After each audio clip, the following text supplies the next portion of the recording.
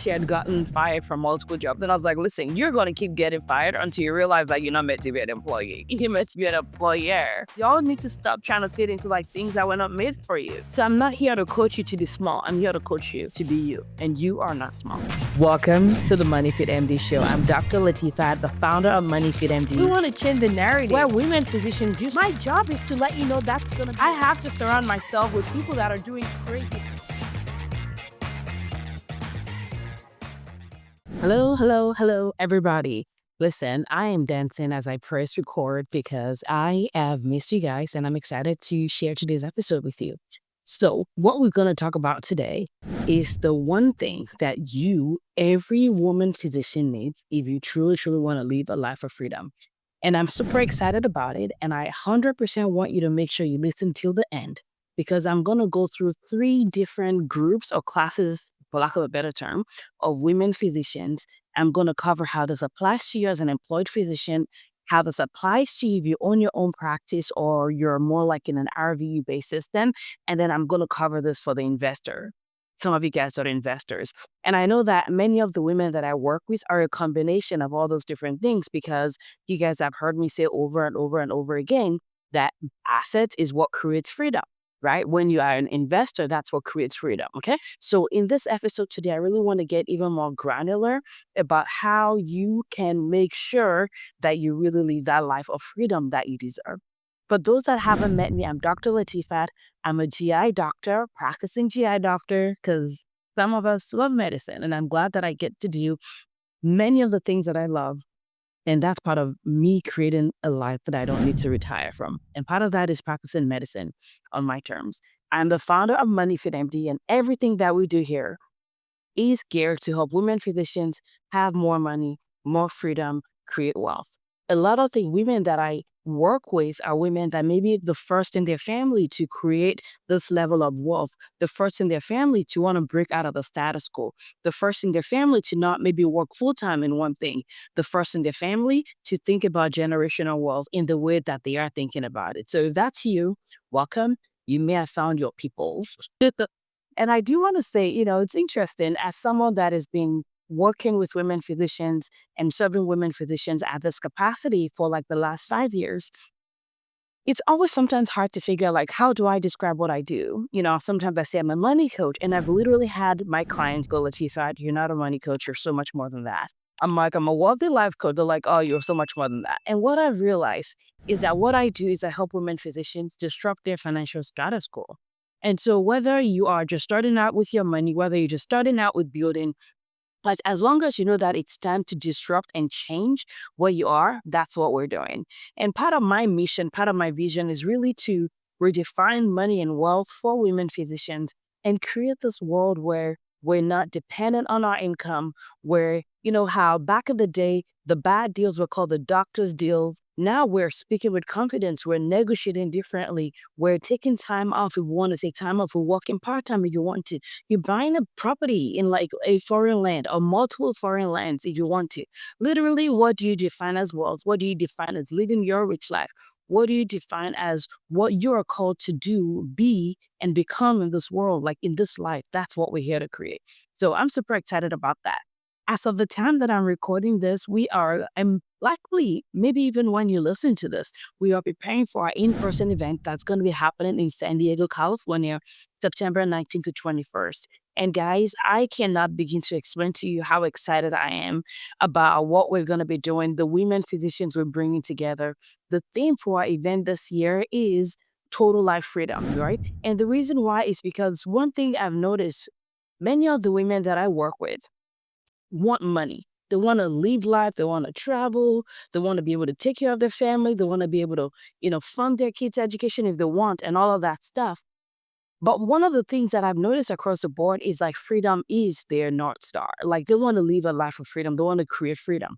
And so we cannot talk about money in a vacuum if we're not talking about actually creating the blueprint for the freedom forward life that you want to lead.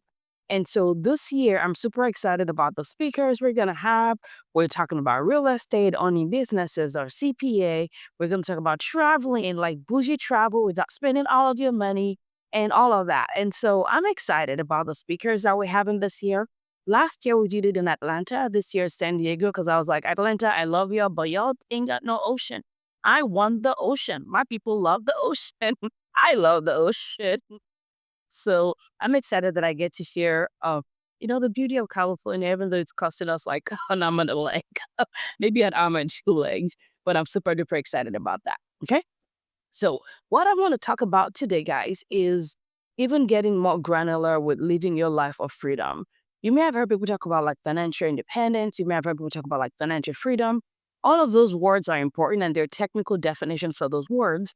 But I want to get really, really detailed to like what is the one thing that will make a difference for you when it comes to living your life of freedom. And that one thing is cash flow. So, what do I mean by cash flow? Cash flow, in the simplest way you can think about it, which my MO is simplifying things because, you're badass, I'm badass. We're not trying to impress anybody. So, why make it complicated, right? Like, why waste time trying to make things complicated when we can literally make it simple so we can do it and move on with our best life? That's my thought. So, when I think about cash flow, it is a simple math, simplified math of like what comes in minus what comes out and what you have left. Okay? What comes in minus what comes out and what you have left. What you have left is a cash flow. And I want you to think about it as like cash flow is what you can now have to work with. Cash flow is how you, say, for example, you just started your financial journey. Cash flow is how you pay off your debt. Cash flow is how you invest. Cash flow is how you save for rainy days or emergency funds, right? So that cash flow is the biggest key when it comes to freedom. And what I find is that many times women physicians tend to feel stuck when it comes to their cash flow. And I'll give you what I mean by that. So imagine someone that's earning, say, $300,000, but it seems as if the money that you're earning minus what's going out, it doesn't feel like there's abundance in there. It doesn't feel like there's a lot more for you to work with, right? And there are different reasons why that may be the case. And this is something that I want you guys to be very, very careful about. Because many times women may actually be fine when it comes to their cash flow, but they're using that money to do things. And they're like, oh, I don't have extra money. Well, you just bought a property last month. That's how you get to cash flow for good, right? And part of that is because many of us have been taught that like, oh, cash is king. And we've kind of like as a culture found so much peace, dependence in cash that when you're not seeing that cash, you're like, oh my goodness, I'm broke. When the truth is not that you're broke, the truth is that you've already told your money minions to go work for you, right? So when I'm talking about cash flow here, I'm not talking about like your post-investment money. I'm not talking about post-using the money. I'm talking about like the expenses of your life minus the expense, what you're earning minus the expenses of your life, right? The delta between that, right, is what I want you to start noticing so that you make sure that you're not consuming all of your income. Another thing that I want you to be aware of is not all expenses are created equal. And so when I'm talking about cash flow in this regard, I'm talking about your cash flow, especially when it comes to the liabilities, quote unquote, of your life. And even though what you're spending on your housing is important, your rent, your mortgage, the kids' school fees, if they're in private school, your childcare, all of that is important. But when it comes to thinking in the classic pure financial state of the world, if it's not increasing your net worth and if it's not increasing the wellness and freedom of your life, that's my definition. If it's not improving the wellness and decreasing your burnout, it's a liability. And again, I want you to be aware of the specific definition that I'm using here, because when I talk about assets is in the context of understanding my population, which are women physicians, right? So many traditional financial education may think about you being well and not overworking, and the money that you're spending on that as a liability. In their world, it is. In our world, it is not, right? So the money you spend being well on coaching, on therapy, on your psychiatrist, on making life easier, I don't think about that as a liability, right? But I want you to know that it's not necessarily growing your net worth. And because you want your net worth to grow, you want to work towards freedom, you have to understand that there are different categories of the things that you may be spending on. So cash flow that I'm defining today is strictly what is coming in minus the ascent, minus the what is going out that you're spending on your activities of running your life, running your business, and all of that. Okay, so I want to go to these three different scenarios because one category may apply to you and another category may not apply to you. So make sure you listen or watch, whether you listen on YouTube or will listen on the podcast, make sure you do that till the end so that you don't miss the categories that may apply to you, number one. But also, even if it doesn't apply to you, part of what we do here is building your knowledge, because part of what my goal here is to educate you, to help you liberate yourself. I'm not the one that liberates you. You liberate yourself by applying what I'm teaching you, but also so that you can take this and be able to break it down to others. You can teach your kids, nieces, your nephews. You're increasing the wealth, your own mental wealth. You're increasing your own mental wealth, right? So the knowledge that you're getting is part of your own wealth building and increasing and accelerating and helping you to grow your own confidence in financial and wealth matters in general. So even though one may apply to you, you want to listen to the rest so that you're increasing your total knowledge, okay? So the first person that I want to apply this to is the employed physician. So you are someone that you're W-2, you earn, say, $300,000, and you're like, Latifat, I'm earning $300,000, I'm earning $500,000 a year, and this is more money than I thought I could ever earn, but it doesn't feel like it. But it doesn't feel like it. So again, if we're looking at cash flow, what is coming in minus what's going out. If you are a W-2 physician, the only way you can increase your income from that W-2 is by making sure that you're negotiating well. And that's why I'm so huge on negotiating. That's why inside of the money school, we talk about negotiation. We literally have people that are negotiating to like get $50,000, $80,000, $100,000 more in their clinical income without working more. So literally, I want you to think of the fact that if you're not negotiating, you are leaving money on the table. And just imagine a life where you're not working more hours, but just because you use your words, your mouth, because you learned how to negotiate the way that I love to teach women how to negotiate. Now you're earning like multiple 5 figures, multiple 6 figures additional a year. If all you did was just like take that increase without changing your expenses, you can see that now your cash flow is different. So now what that does is you cannot take that money, because the money that you're earning, I think about it like a seed.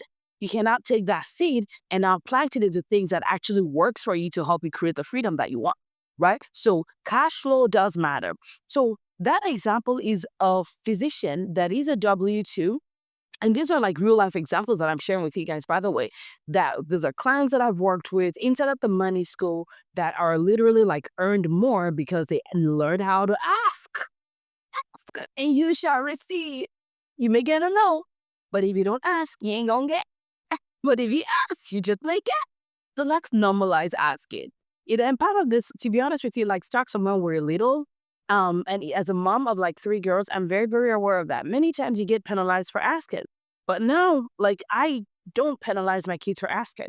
And when they ask and asking, sometimes it can be like annoying. I try not to get annoyed, and sometimes actually reward them for that by saying yes eventually, because I want them to understand that the first answer is not always the final answer.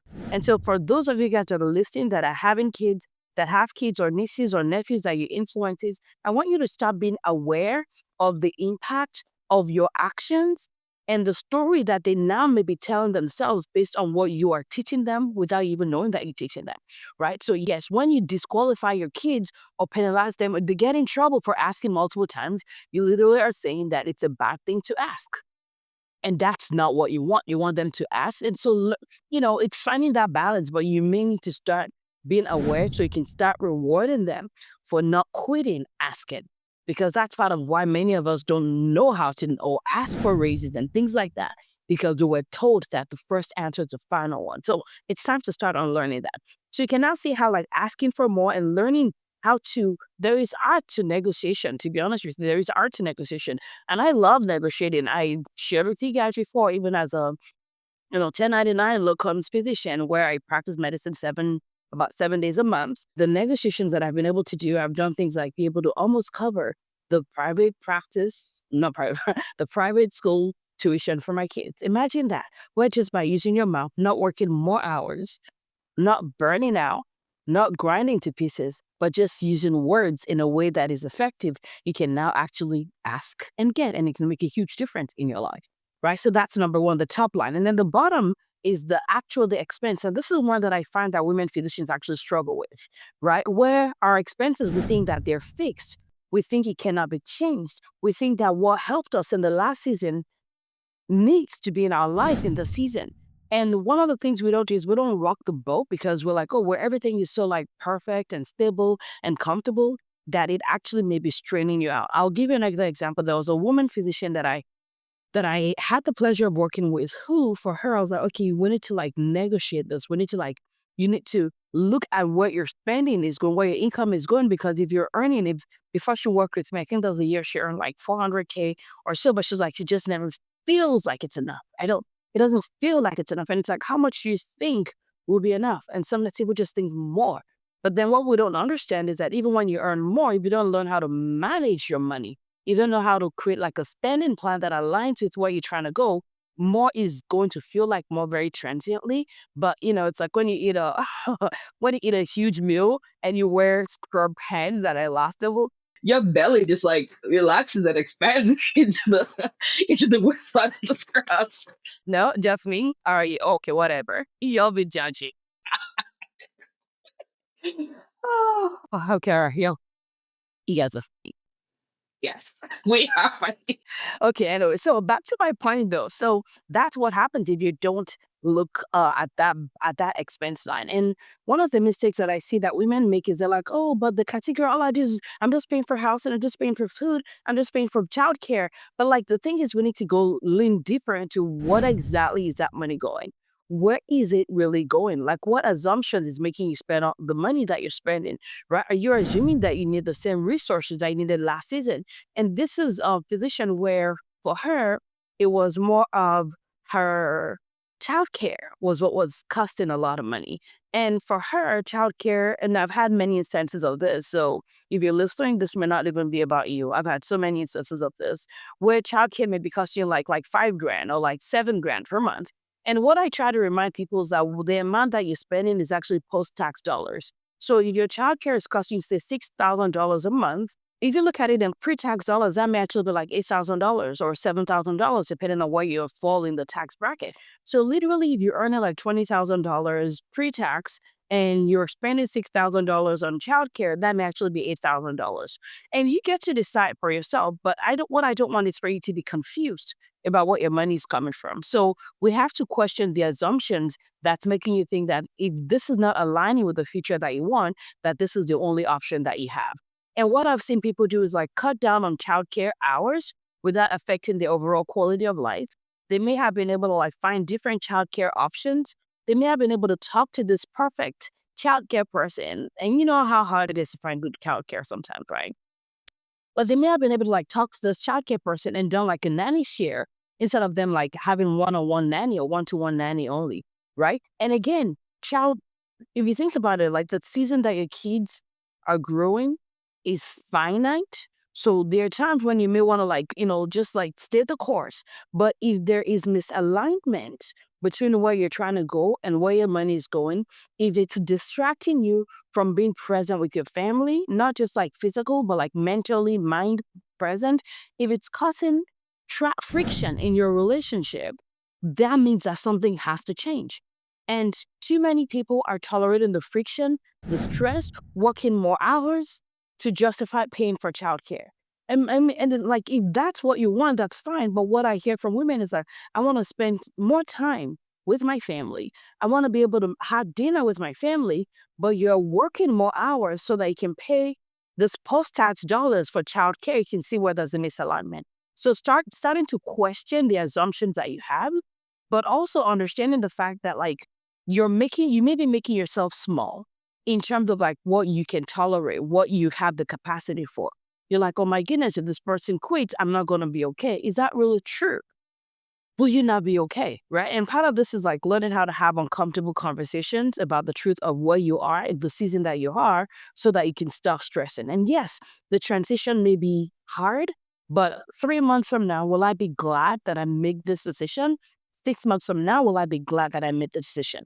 And what I've found for so many women physicians is like the delta in the cash flow creates so much ease and peace of mind and helps them sleep better at night, that the decision and the actions that they had to do in order to create that additional cash flow becomes so worth it.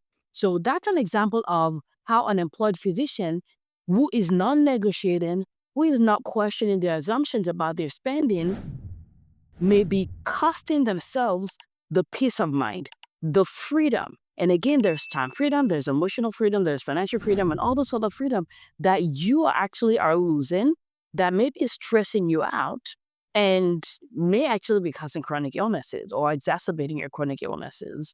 And how do I know that? I'm not your physician, but I literally published an article a couple years ago about this was specifically looking at like the effect of things like racism and chronic stresses on our health when it comes to things like hemostasis and how your body is constantly trying to find a balance. And this constant stresses that you're feeling from the outside, you actually don't know how much it's affecting you and could actually contribute to chronic health issues. If you want that, whatever that article, feel free to message me, DM me on Instagram or Facebook. I'm happy to send it to you, or you can look it up if you can find it among all the other things that I've done. I need to Google myself, actually. My kids come to me sometimes. They're like, Mommy, are you popular? Are you famous? I'm like, no, children, I'm not. The only people that know me is really you and my friends, because all y'all are my friends. They're like, well, we Googled you and your name was. I was like, well, stop Googling. Eh, Stop Googling me. I'm just your mama. Ain't nobody else. I'm just your mama. I'm Latifah, the founder of MoneyFitMD, the girl that's still like weird and all of that stuff. And I think that's important, guys. It's important for you to just be grounded in whatever you want to be. And so I'm just Latifah. I'm just Latifah. I'm just Latifah, a child of God. That's all I am. Okay? All right. So that's the example using the employed physician. The next one that I want to talk about is a physician that either owns their own practice or they're like in an RVU-based system. I'll give you a great example of one of my clients. And sometimes when I say one of my clients, guys, I de-identify. So sometimes I'm like, combination of my clients. Y'all get my point. So if you're listening to this, you're like, oh, that's me. It may not be you. You're special, but you ain't that special. All right. So this other physician that I'm going to give you an example about is let's say a physician that's in an RVU-based system.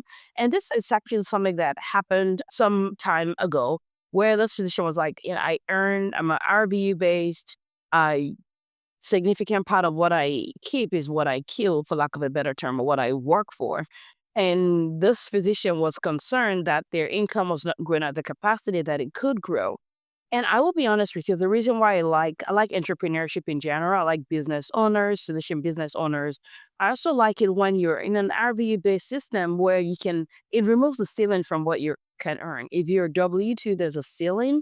And I don't like that because there's nothing wrong with being a W-2 physician, but there's risk benefits to everything, right? But when you have a W-2 and that's the only place that you're earning and you're not doing anything else, you're putting a ceiling. And I don't like ceilings in general because I don't think we're meant to have ceilings necessarily as humans. And there are ways around that, right? Investment, making sure you invest in the things that align with growth. But I just don't like ceiling. Ceiling, I think, creates a false sense of lack when we are meant for abundance. Okay. So this physician was like, well, I'm not earning as much as I could earn. And literally, we just one coaching session.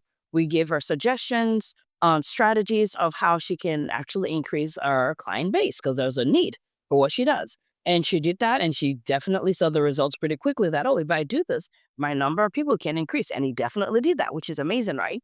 Another physician. So that, again, you can see how that one thing can increase what's coming in for you. Like one change can increase what's coming in for you. And so for this physician, it was just like she doesn't let people to know that she existed. And she let people know that she existed. And guess what happened? Money came to her, right? Because she said, my doors are open, and that opened the door to abundance for her.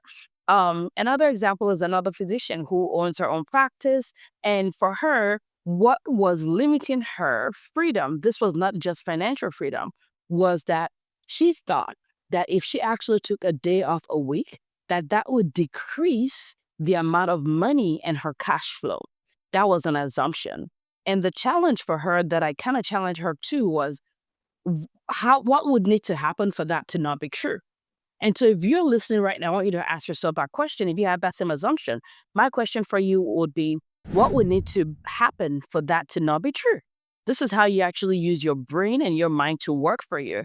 And so for her, she came up with that, and she'd been able to work one day less without it affecting her take home in terms of like her income, right? So now, again, for her, it was more of the stress of overworking, of not resting, which rest is an arm of wealth, in my opinion, and how that was happening because she thought that her cash flow was going to be affected. But her cash flow was not affected because she answered that question that I asked you guys.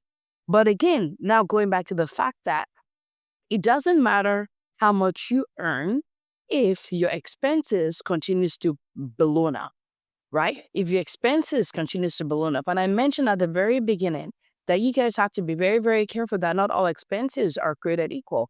I don't want you saying, oh, I need to go find like the cheapest tire. And now your tire like explodes. Like that doesn't make sense. Or like, oh, I need to compromise on, I'm going to go like grocery shopping at the 99-cent store, which may not be healthiest for you. I don't do Whole Foods, by the way. I rarely go to Whole Foods. I'm not a huge fan. I like Trader Joe's. Trader Joe's and Costco, those are my people. If you like your Whole Foods, God bless you. But I love Trader Joe's and I think the quality is fantastic, right? So I'm not talking about like trading lower quality, trading good quality for poor quality. No, I'm talking about like if you can spend less without compromising the value, that's what I call savvy. That's savviness, right? I'm not compromising the value and it cost me way less. I'm like, and mama is no fool. Yes, please. So just keep an eye on that bottom line so that you're not sacrificing your cash flow, but also you're not sacrificing your health and your rest by questioning the assumptions that you may be making. Cash flow is king. And again, I want you to make sure that the reason why we're creating cash flow here so that you can apply it into building wealth, you can apply it into making sure that you're taking care of yourself, I have people that are like, Latifah, I really want to join the money school. This is how you create the delta to make sure that you are able to now invest in yourself through, coaching, through therapies, through a psychiatrist, a combination of that, through buying real estate, taking a sabbatical, which actually reminds me, I got, at this moment right now, there are two of my clients that are taking sabbaticals. How amazing is that? Like at this moment right now, how amazing is that? And the beautiful part is that both of them are primary care doctors. Yeah, yes, right? How amazing is that? I just love it so much because what we're creating is literally women that are disrupting the status quo. They are creating lives that challenges the assumption and maybe even your own belief. Like the fact that a primary care doctor is able to do that, the fact that a pediatrician is able to grow her wealth, like grow to seven figures net worth, the fact that a GI doctor can drop her working hours by like one day a week. A GI doctor like me can work 7 days a month, right? We have so many examples of what's possible. And that's why you have to be so intentional about who you're surrounding yourself with. And over again, the women that I work with inside of the money school say that that's one of the things that they love. It's like we are being surrounded by a different reality. We're being surrounded by women that are doing crazy stuff. And this is how you disrupt your own financial status quo. This is how you start to question your own assumptions about yourself, your own limiting beliefs that this is as good as it gets. It's not possible for me. I cannot own a property. Like one of our women physicians, when she joined our community, one of her goals, I think it was one of her, what she wanted was to be able to buy a house internationally. And she's been able to do that. And after she did that, things have changed over the last year or year and a half that she's been in the community. And now she's like, you know what? I'm gonna sell it and buy another property. Like, you can do that. You can do that. And I recently had someone reach out to me on social media that's like, the teapot, this is the things that I want. I want to have homes in this country. It's like, you can do that. You can absolutely do that. What do you want? Who are you called to be? Like, make sure you love the reason why you're doing it. It's not because of FOMO or you comparing to anybody or you think if I have that, then I will feel blah, blah, blah. Like, those are the things that I will make sure that my women are not building on the wrong foundation or they're not. I also want to make sure they're not building what is not actually to their best interest of what they actually want. Because many times I find that physicians were making the mistake of optimizing things that should not even exist in our lives. Some of you guys are like, I want to be here. How do I earn more from my W2 job? When your entire, every Every desire that's poured out of your pore is actually for you to go start your own practice. Like, why should I coach you on like being a better employee when you should go be an employer? In fact, I told a common physician that what said she had gotten fired from multiple jobs. And I was like, listen, you're going to keep getting fired until you realize that you're not meant to be an employee. You're meant to be an employer, right? And part of it is because y'all need to stop trying to fit into like things that were not made for you. Y'all need to stop downsizing yourself to fit into a container that you're like every part of you is like saying, burst out of here, get out of here. Like, grow out of here. You're more than this. So I'm not here to coach you to be small. I'm here to coach you to be you. And you are not small. Okay? That should go on a shirt somewhere, by the way. That should be like on a shirt. You are not small. I'm not going to coach you to be small. I'm going to coach you to be you because you're not small. All right. So the last one is the investor. And this one is so important, guys. And I think the reason why it's important is because many times when people are first starting out in their investment journey, they're looking for security. They're like, I want to invest so I can feel secure. And there is a fallacy and an expectation that you're going to do this one thing and you're never going to have to change anything else. And the reason why this is important is when you have that expectation, you are going to be holding on to and keeping things that should not be kept. You're going to be holding on to your liabilities when you need to ditch your liability to get assets. Oh, I will give you a very good example of someone who, when they started investing in real estate, they wanted to take advantage of the short-term rental loophole. So they found a property that they expected would be an asset, meaning that it would put money in their pocket and it would grow over time. They bought a property like that, but then things changed in the market where even though the value of the property was going up, the cash flow was down, and that started to stress their clinical income. And this is something that I tell people when it comes to investing, especially if you live or investing in a place that is an expensive state like California, like New York. It is important to understand why you're investing. Many of the women that I coach, many of you guys that are listening to this, you're doing the things that you're doing because you want freedom. So when you're investing in something that is stressing your clinical income, meaning that you have to go work extra hours in order to like take care of this investment baby every single month, it is very different to go work more so that you can have the cash flow to be able to buy an asset. That's different from what you expected to be an asset now needing you to feed it like a toddler every single month. That is tying you down to your work. That is actually increasing the amount of hours you're working. That is not pro freedom, right? That's not pro freedom. So if that's what's happening, at some point you are going to need to like count your cost. There's that sunk cost fallacy. I cannot speak words today, where you have to at some point decide that what is lost is already lost. And instead of holding on to it to continue to lose, you may need to like actually start to make a different decision. And one of my clients, so this was what happened to her when she bought her property, she used the tax benefit, the short-term rental loophole, and then she was holding on to this property that was like, okay, there are times when things, of course, seasonal properties, keep that in mind, where trends and change, keep that in mind. But if it's going for a prolonged amount of time and this property is not making money, you're having to feed this baby that should be a grown-up by now, then at some point it's time to like start to like cut your loss or cost the end of your benefit and move on to something else. And so when you don't do that, you can see how that can start to actually drag you down and it starts to feel like a wedgie.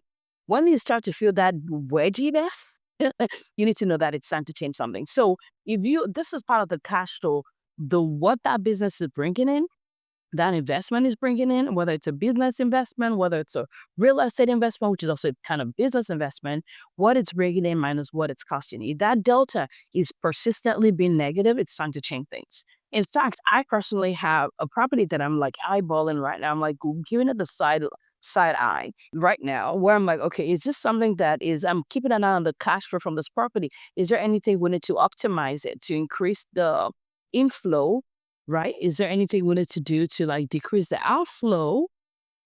Or is this a property that we may need to like exchange for a true asset if it's not adding to the value of what we want? Part of the benefit of the specific property that I'm talking about is that it adds to the experience of our family. It's something that it's not just clean cut like for cash flow only. It's something that I think we may want to keep in the family for a long time. But again, ain't nothing going to stress our freedom. So if we cannot find how to optimize it, if it's sibling, so yes, you gotta have. Sometimes you need to have like property siblings. If its sibling is not able to like take care of it, then it we need to go. Which I need to like cut the cord and not like drag liability. It's not a liability yet, but I'm keeping my eye on it. I hope that helps. I hope that makes sense to you. So keep your eye on your cash flow. This is not a one-time done thing. Things that may have been useful in one season may not be useful in the next season, right? But make sure that you're not only focusing at the bottom line, but you're also looking at the top line. And I have to tell you, this is probably one of the most important conversations that physicians need to hear. But also, this is one of the most important things that you may need to like apply. And I'm recording this right now in September. There's certain things that we're working on in MoneyFitMD on the back end because we're always asking ourselves, how can we serve women physicians better? Not just like in terms of how can we serve more, but like how can we serve better, like more specifically. And this is a problem that I'm seeing so much in the physician space because if you're earning 400,000, 300,000, 500,000, $1 million, and it's not feeling like it, then there is a mismatch. And so this fall, we're working on some things that I'm not ready to share yet publicly that I truly believe is going to be helping solve this very specific problem. Because if we can increase your cash flow as a physician, it means that now you can apply that cash flow towards things that are going to earn you more money, more freedom, more wealth, and all of that. The goal of the cash flow is not so that you can go YOLO. There's a time and place for YOLO. I love it when you have fun. I love it when you do all of that. But there's a difference between YOLO as a state of life where you have no freedom, you have no ownership, versus like YOLO that is like wealthy minded. There's YOLO that's poverty minded because all you're doing is spending on liabilities. And there's YOLO that's like wealthy minded, which means that you're glad you spend this way. It's not costing you to your job. It's not costing you your financial freedom. It's not costing you financial security. It's not keeping you away from the things that actually matter to you. And so I'm looking forward to sharing those with you guys. If you listen to this on the day it goes live, which is September, I don't remember what date, and you are sitting on the fence, considering attending our in-person event, there's no virtual option, by the way, because you got to be in the room to be transformed. We're not here for like pretension. We're here for like power. We're here for impact. We're here to give you what you actually want, not pretend like we're giving you what you want. And with our in-person event, you got to be in the room to get the transformation. That's just how it works because that's how it works. And so if you listen to this before September 19th of 2025 and you want to join us in San Diego, yes, it's probably not too late unless it is, but the best way to know, you can just send me an email or just actually go on Instagram or Facebook and send me a DM right now and say, Josephat, I want to be in the room. We'll see if there's anything we can do to help you get in the room because our event in San Diego is going to be potent, it's going to be transformative, it's going to be powerful, and it's for women physicians just like you. Many of them are first-generation wealth builders. They are the pattern disruptors of their families. They are the ones talking about generational wealth. They are the ones that have been given the vision that there's more. And it's not more in a scarcity way. It's more like I just know that this is not as good as it gets for my family. And I want to just, if you're one of those people, I want to honor you. I want to thank you for answering the call because there's a reason why you are. There's a reason why you're part of your family. You're there to create a change. You're there to impact generations to come, not just for your own biological children, but for the other people that are watching you. I've shared on the podcast recently. I don't know if I shared recently, but like my youngest sister, one of my youngest sisters, bought her first property like a couple of years ago to, that is grown now and the value is grown. This is a single sister.